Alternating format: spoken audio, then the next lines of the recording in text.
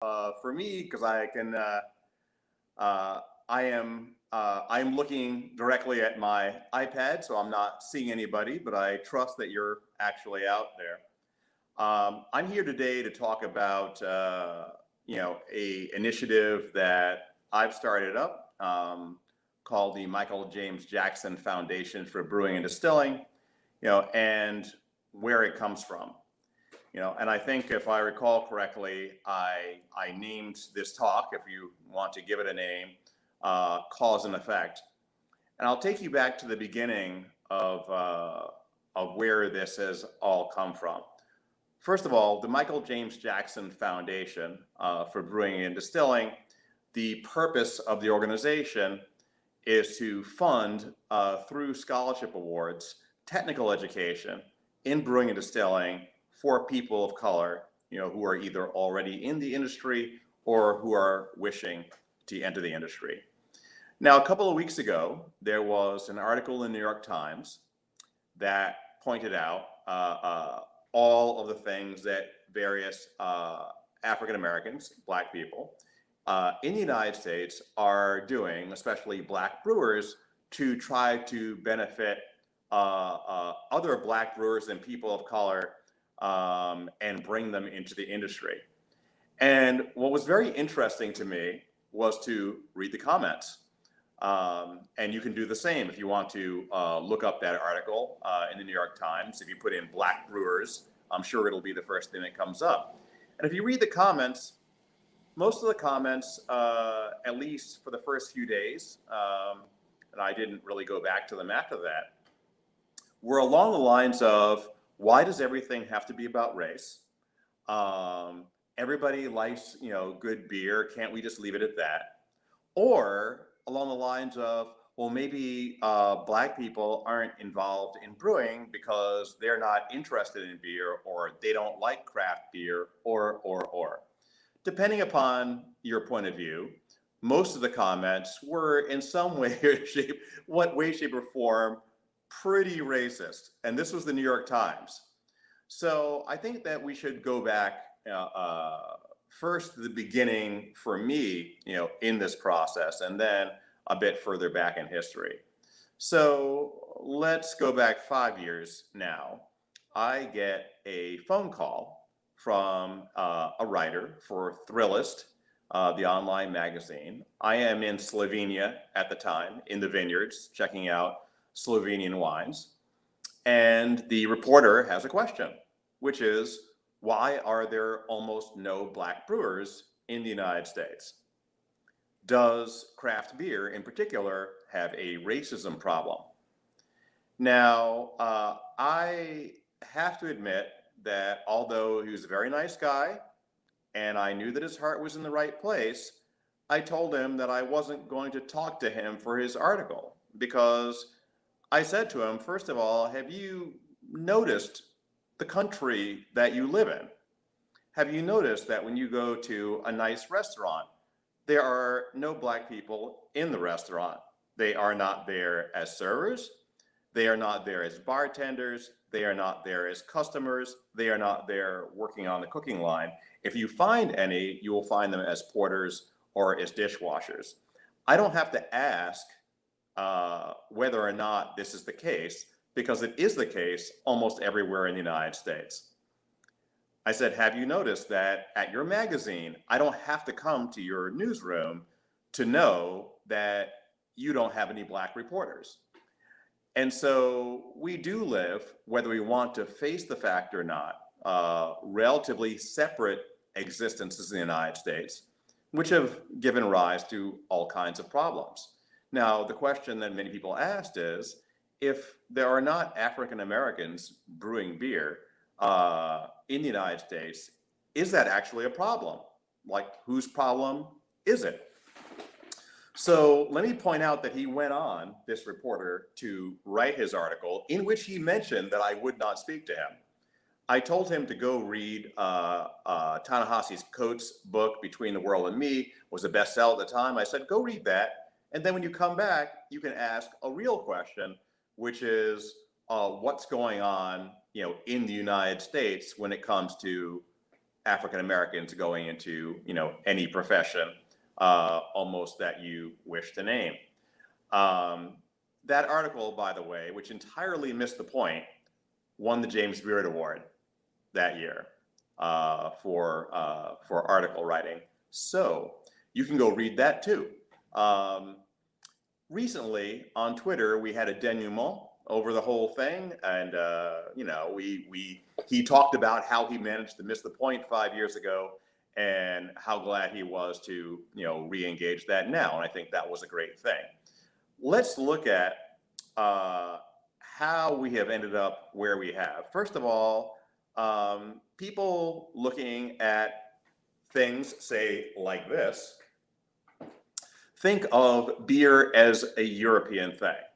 First of all, this is not true.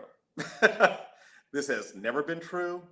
Every single African society, north to south, east to west, unless they have recently, in the last several hundred years, become particularly Islamic, have a very strong native brewing tradition, which became part of brewing traditions later in the United States. These beers are made of everything from barley to millet to triticale to sorghum to fonio, but they tend to be the center of village life in almost every African village, whether it's Unkumboti in South Africa to Bilbil, to all sorts of beers. So brewing is quite native, not only to Africa, but to a great many countries.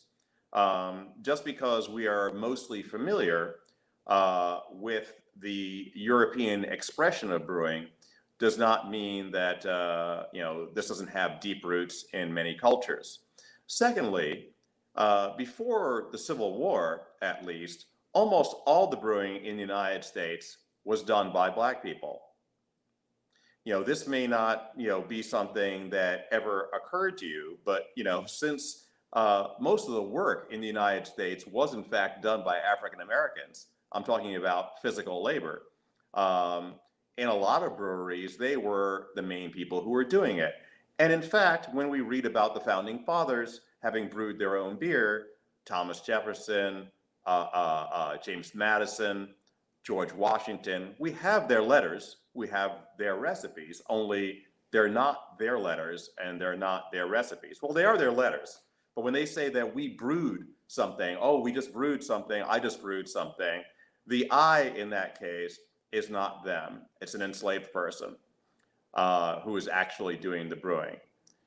So beer, brewing, etc., long roots, both out of Africa and from the early United States in brewing. However, when it became a job that people could go out and get, it turned out that African Americans were excluded.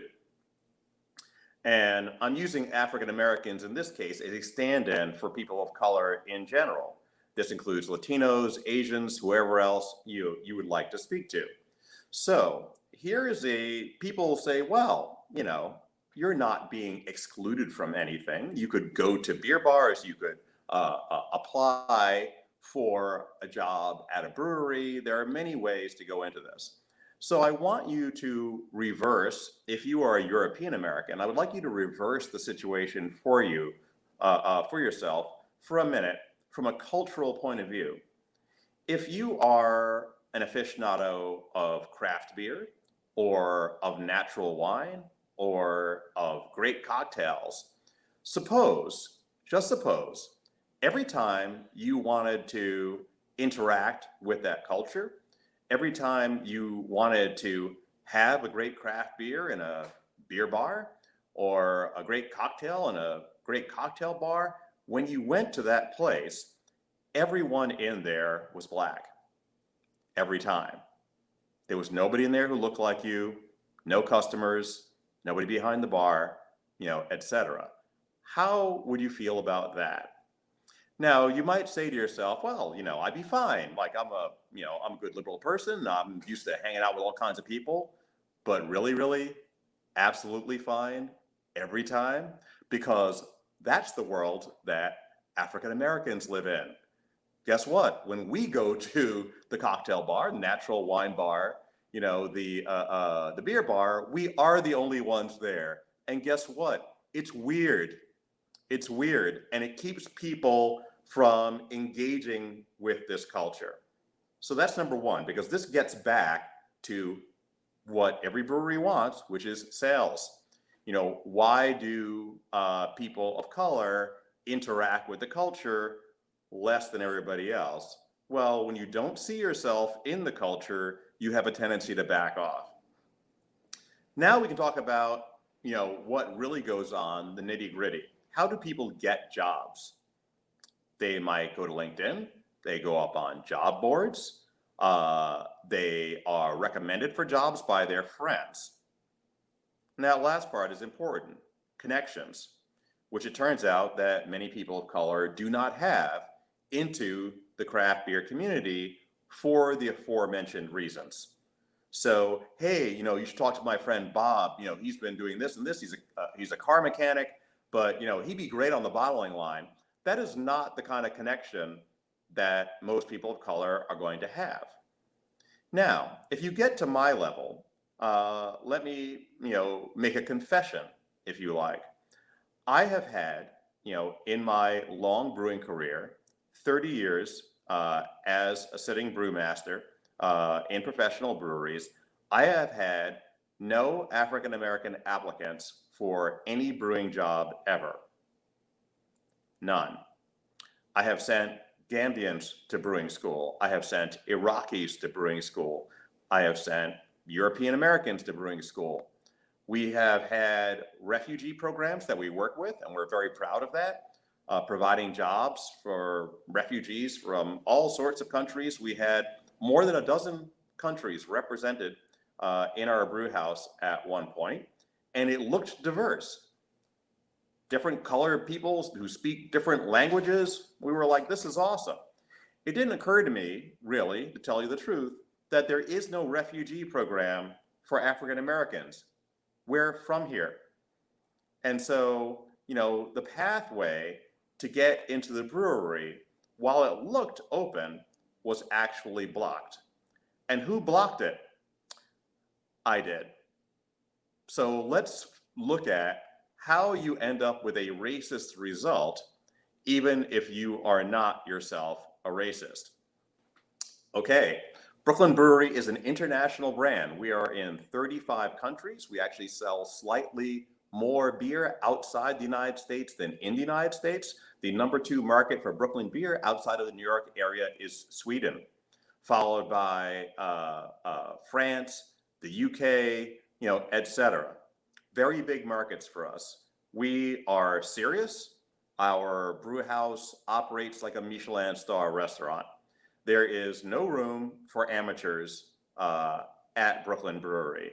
This is not a brew pub, and no disrespect for brew pubs. They're awesome.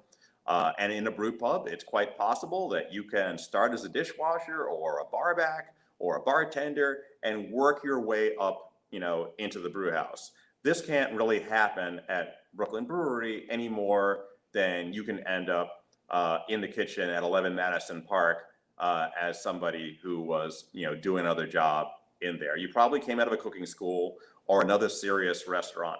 So what am I requiring if I am to hire a brewer?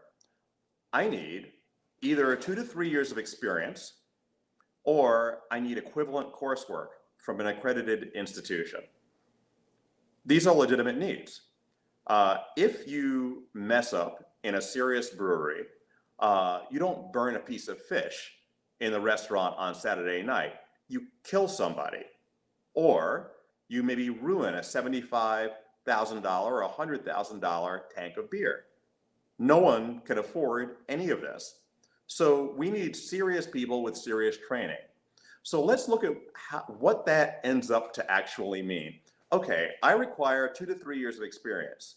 Fewer than 1% of people in brew houses in the United States are African American. I don't think that the numbers are very different for Latinos, nor for Asians, nor for anybody else. Very, very tiny numbers. 2 to 3 years of experience.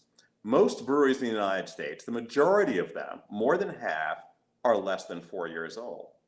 So there are actually a tiny pool of people from these different backgrounds who actually have 2 to 3 years of experience. Okay, I will also accept equivalent coursework. Now let's look at finances. In the United States, African Americans have 10% of the assets of European Americans on average. 10%. Meaning that, European Americans have 10 times more assets than we do as a group. That's not income, but that's the money you can count on. It is equity in a home, something to back you up. We also, our families, etc., we do not have the assets around us. We don't know anybody with the assets, which means let's look at the courses. Okay, Master Brewers Association, short course, 2 weeks, packaging, brewing, etc., $3,000. Very good course, cost $3,000. UC Davis, Master Brewers course, $16,000. American Brewers Guild out of Vermont. I've probably hired about a dozen brewers out of that program. Great program, $9,000. Do you get the picture? So you have very expensive education. You have people who have 10% of the assets to work with, or you are requiring experience that almost nobody has. And therefore, how would a person of color ever end up in my brew house? So, that is a good example of a thing which was not intended to be racist and was not racist, from my point of view, but because of systemic problems, ends up having a racist result. And this is what we talk about when we talk about systemic racism. Systemic racism isn't a feeling, it's a result. And if you are actually excluding people, then the result is in of itself racist. Therefore, what you need to do is something which is anti-racist. It needs to push back in the other direction to level the playing field in some way so that people who have the qualifications that you need actually have an opportunity to enter the system. And this is where the Michael Jackson Foundation, comes in. The MJF is going to essentially manufacture, and I use this word not so lightly, it's not a nice sounding word, but it's appropriate, manufacture the sorts of applicants that we need to see. So if you have a person possibly who did work their way up from being dishwasher at a brew pub, they've been taught how to brew, but they're probably brewing by rote. Take this much grain, mix it with this much water at this temperature, wait for an hour, start to run it off, spray the water down on top. The instructions, this is how you do it. And maybe they've gotten good at it. But when you go to that person and you say, okay, we need the beer to be drier. We need the beer to be sweeter. We need the beer to be about 20% more bitter. We would like a more floral hop aroma.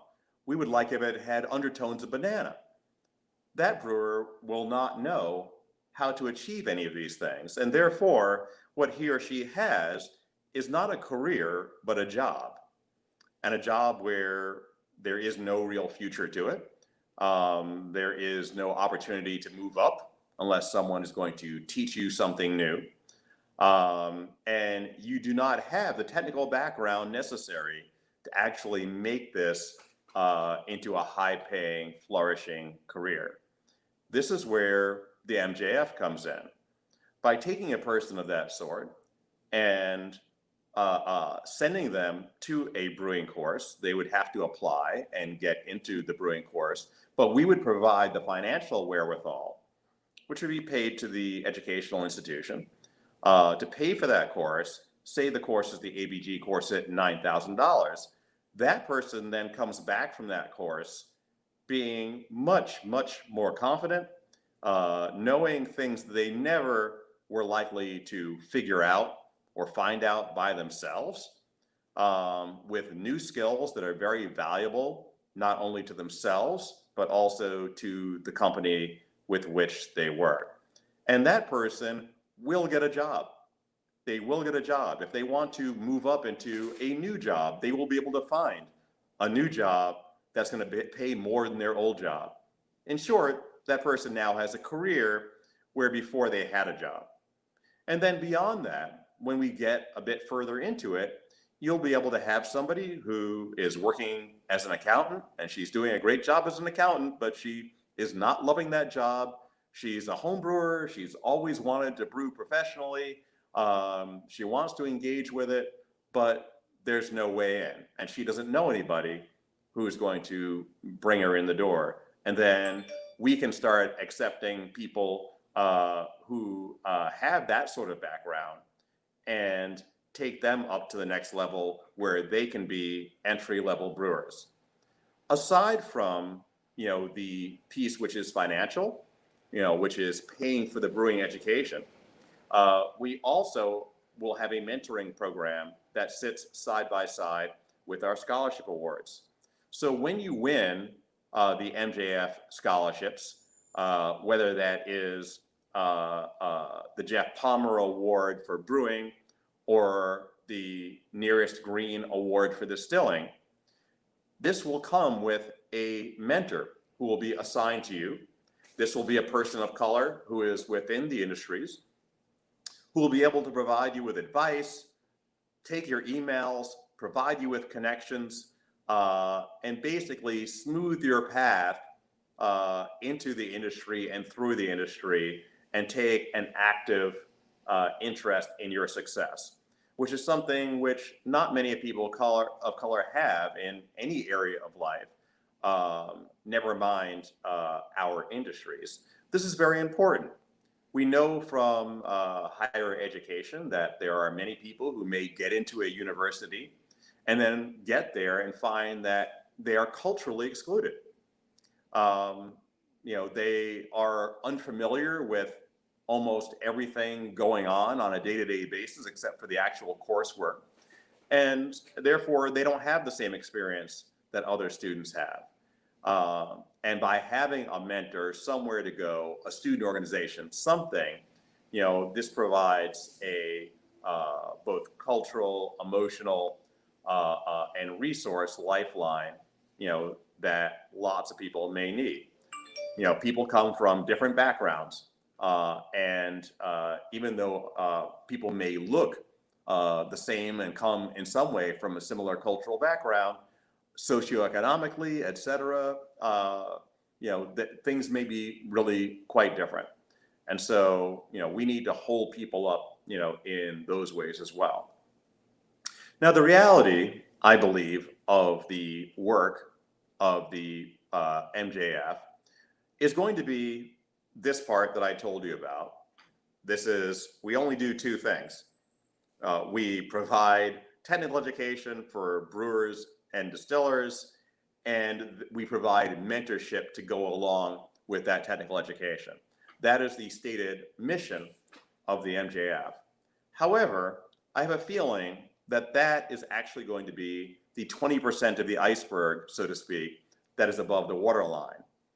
The rest of the work of the MJF, again, I suspect, is going to be the day-to-day work of connections, having an in, having somebody who is going to get you the email address and even an introduction so that you can even start the conversation about how to get a job. Because those resources are often lacking within our communities. We are going to build basically a resource center. And I don't want anyone who comes to the MJF to find that the MJF is in any way a roadblock or the end of their road, into brewing or distilling if they're serious. Not everyone who comes to us is going to be a fit for our direct program. But just because you did not win the scholarship award this year, that doesn't mean that you cannot win it in another year. And it also means that this is not the only thing probably that we're going to be able to do for you. So if not this, then what? As opposed to no, which is not really a useful answer for anybody. You know, no means the end of the line with us, and we don't intend to be the end of the line for anybody. You know, we intend to find a pathway for people, you know, who are willing to commit themselves, you know, to doing this work. And if the direct pathway that the MJF routes down is not the correct one, we will help you find another one. And that's going to be also a big part of the work. If people here want to know more, they want to contribute to our work, the website is themjf.org. .org, not .com, and the MJF. So THEMJF.org. And there you will see an FAQ. You'll see our mission statement. You'll see some links to articles where, you know, we get into this. But I hope that out of all this, you can look at your own tap room if you have one, or your own business, your own career, and understand that a lot of us, you know, we're not here to point blame at anybody. I managed to sit in the chair as brewmaster for 30 years and hire no black people. This was not something that I meant to do.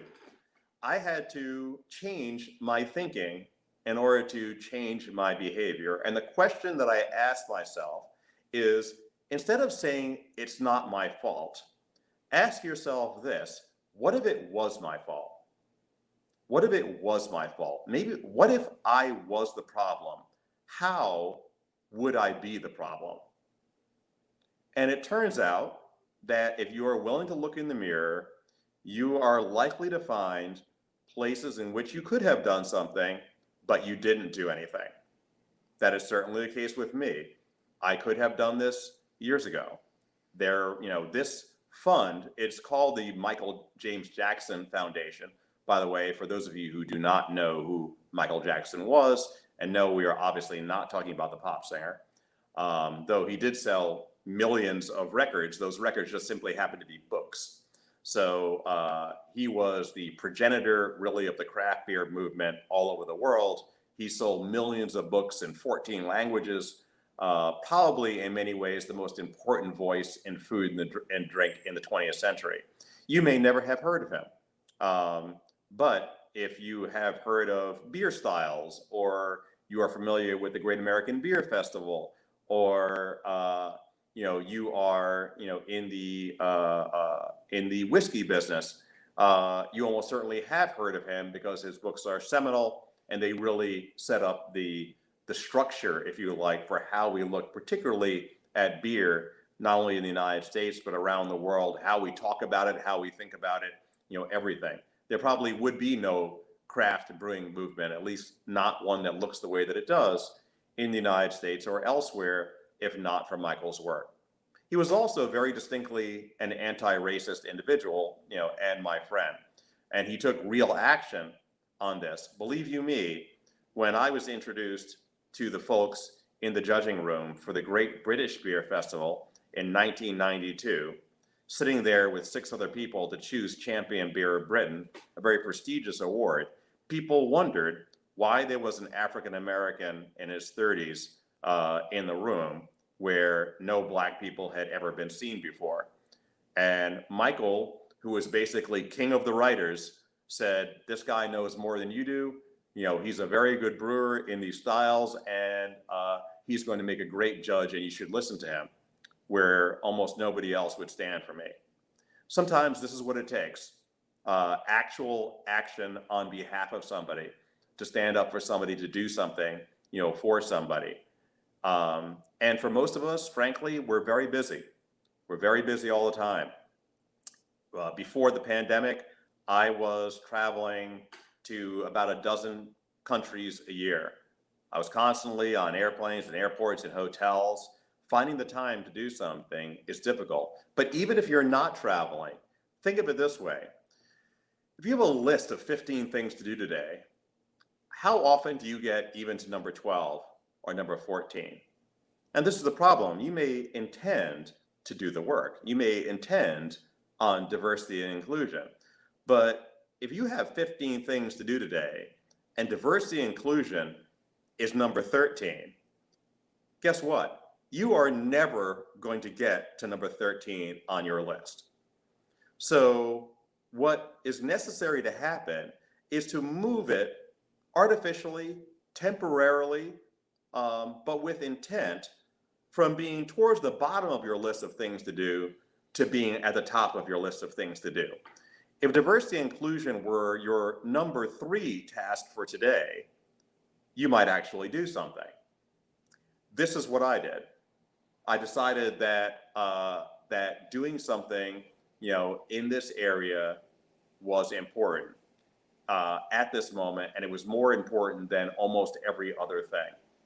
This was definitely influenced by the current social moment. I had helicopters hanging over my house every day here in Brooklyn, and it suddenly occurred to me that I had more time than I normally would. I had the ability to bring people to bear.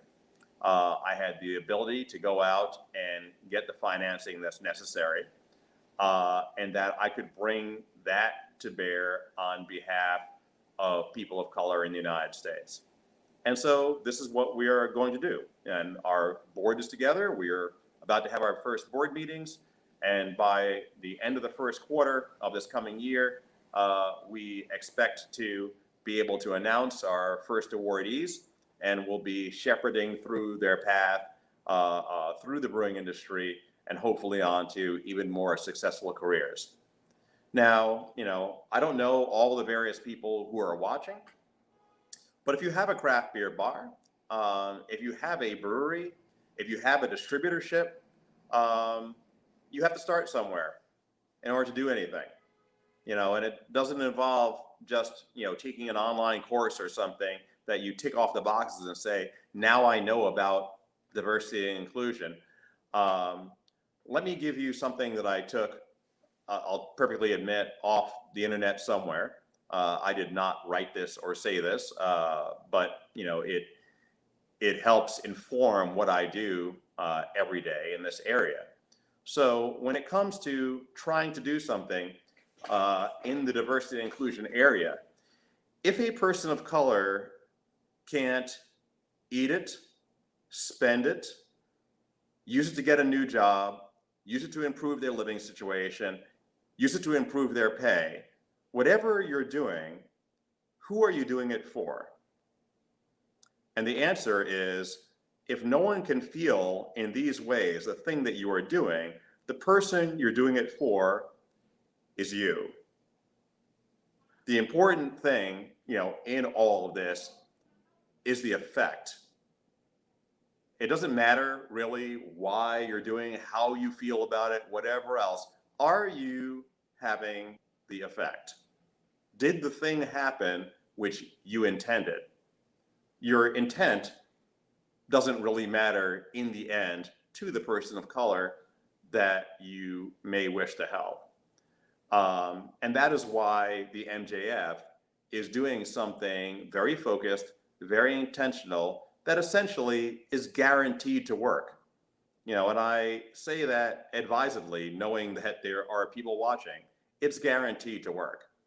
If people apply themselves to these courses and get their certifications, when they go out there, they will be hired. Because most people do want, any kind of person they can get who can actually do the job. And what we're looking to do is to put people in a position where they can do the job, and build on it. And so that is the entirety of what I have, to say to you today. If there is a method through this interface to put some questions up here, I am not seeing that on screen here at the moment, though I can look at, there's a chat function down here. And I am looking at, at the chat of Andrew Couplands, and it says, click the comments button and it'll show comments and questions. Okay, I have touched that button, and Thank you for the people who are saying some nice things. I appreciate that. Um, I have one question. I'm originally from NYC and currently living in Colorado. My fiance and I are starting a Jamaican-inspired brewery with the mission to diversify the industry and share Jamaica's culture with the public. I think that's wonderful. I think there's stuff to be happening out of various backgrounds. Um, so many flavors that you can bring that come from different cultural backgrounds into the brewing that you're doing. I mean, look at flavors like, say, sorrel or all sorts of flavors that'll be very familiar in the Caribbean community, but not as familiar, in the broader community. You can certainly, make some stuff that's pretty straightforward, and you can also make some things that really bring Jamaica's culture, into the brewing industry. Um, and what really is happening with all of this is not diversification of beer; it's re-diversification of beer, because people have always been brewing. It was always a thing that happened. Now, if you're looking to start a brewery and you're looking for people of color who have experience in brewing, et cetera, we also at the MJF will be a resource center in the other direction. So if you come to us and you say, we are looking for a person of color to be our brewer, within several months, hopefully we're going to be able to help connect you, to people. And if you're looking for somebody specifically Jamaican, well, hopefully eventually we can even help you with that. Though so far, the MJF, our courses will only be available to United States citizens and residents, but we hope that not too long from now, we'll be able to expand that, but not at first. There are people saying some nice things, which I definitely appreciate. And keep in mind, the diversity issue is not in any way, as I was saying earlier, endemic just to the brewing industry. I have talked to people at the top of the cocktail industry, at the top of the spirits industry, and they have told me directly, I'm talking about vice presidents from major companies, who are saying this is a real problem for us. And the thing to understand is that, you know what, once the brew houses and the distilling houses and the beer bars and the brew pubs, et cetera, the cocktail bars look like America, you are actually going to get the rest of the people that you're missing. I think all of us realize that about 40+% of the people in the United States are from some minority background. If you are leaving them out, you're basically leaving out 40% of your market. And when people start to work in your brewery who look more like the rest of America, guess what? They're going to bring their friends, they're going to bring their families, they're going to show up and be part of your culture and be part of your customer base. There are very, very good business reasons for wanting to have whatever it is that you're doing in front of all Americans, not just some Americans. You have brewers out there who are saying, "Hey, let's brew hard seltzer," something which nobody ever wanted to make, right? But they're like, "Well, there's a new market." Well, how about the market that you haven't even talked to yet? Um, that's going to be a much easier and more fulfilling thing to reach, than to make maybe a product that you don't even have an interest in. Someone was asking, as a small business owner, I might not be able to donate ample funds to the MJF, but I would love to provide support. What can I do to help? Look, we're going to need all kinds of help. Everything from graphic design work, whatever it is that you have to do, we are probably going to need it. Also, through the MJF.org, we have taken in donations from $10 to $40,000. And I can tell you that, they both count. When someone puts $20 into the MJF, I know that when they put $20 in, that $20 was important. You know, that person may have worked for an entire hour, maybe more, to make that $20, but they're giving it to us. That's an hour of somebody's time. You know, we take that really, really seriously, which is one reason why we are trying to do something guaranteed to work and why we are so focused. I see somebody here saying that they're Mexican American. You know, we are and looking to be able to cooperate with the foundation, and there will certainly be ways. You know, we have looked to make sure that we have, you know, Latinx, you know, folks also, you know, on our board, so that even though I have largely in this discussion talked about African Americans, I am broadly talking about people of color in the United States. And, you know, if you are in a position where you have been seen somehow as different, then you are part of that group.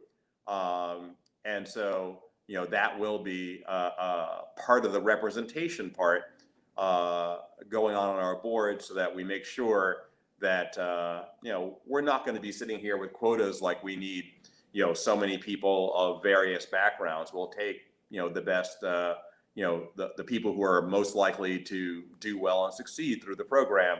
But we're very much aware of making sure that the people that we're helping are not only of one background. I don't know if there's a way here to scroll any further comments, so there might be ones further down the screen here. I'm just kind of looking at our screen, but we are now in any event coming to the end of our time period here. We had 45 minutes to discuss. I hope that you find this useful. If you have further questions, you can reach out directly to me, Garrett at themjf.org. There are two R's and two T's in Garrett. And you can find me on Instagram at iGarrettOliver. I'm not a difficult man to find.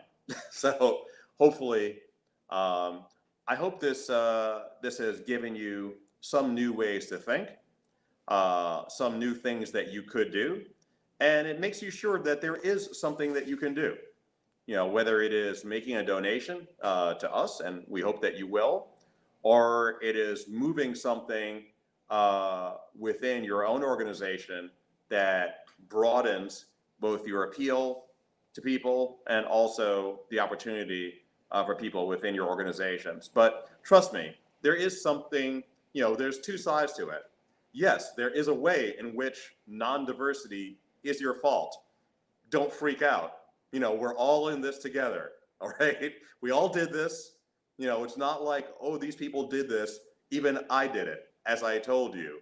The point is to stop doing the same thing and expecting a different result, which is that classic definition of insanity, right?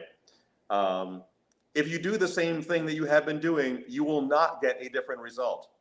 You need to actually do something.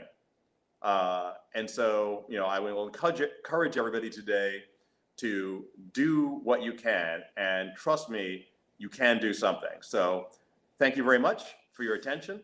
And please do enjoy the rest of your conference, and thanks for having me.